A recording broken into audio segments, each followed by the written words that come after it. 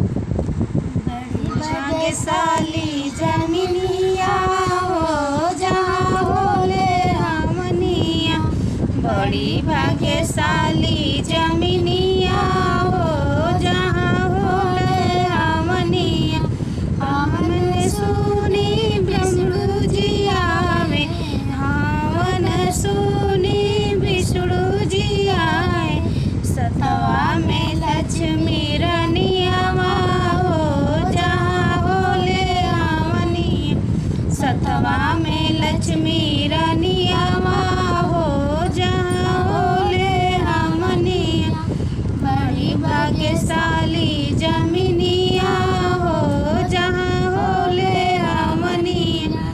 हमने सुनी ब्रह्मा जी आए, हमने सुनी ब्रह्मा जी आए। बड़ी सतवा में सरस्वती रनियावा हो जहाँ होले हमनिया। सतवा में सरस्वती रनियावा हो जहाँ होले हमनिया। बड़े भाग्यशाली जमीनिया हो जहाँ होले हमनिया। बड़ी भाग्यशाली जमीनिया हो जहाँ होले हमनिया। हमने सुनी कृष्णा जी आए, हमने सुनी कृष्णा जी आए। सतवा में राधा रनियावा हो जहाँ होले हमनिया।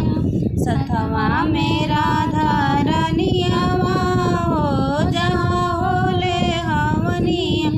बड़ी भाग्यशाली जमीनिया हो जहाँ होले हमनिया। बड़ी भाग्यशाली जमीनिया हो जहाँ होले हमनिया। हमने सुनी चौला जी आए, हमने सुनी शंकर जी आए। सतवा में गौरा तिरनियावा हो जहाँ होले हमनिया। सतवा में पार्वती रनियावा हो जहाँ होले हमनिया।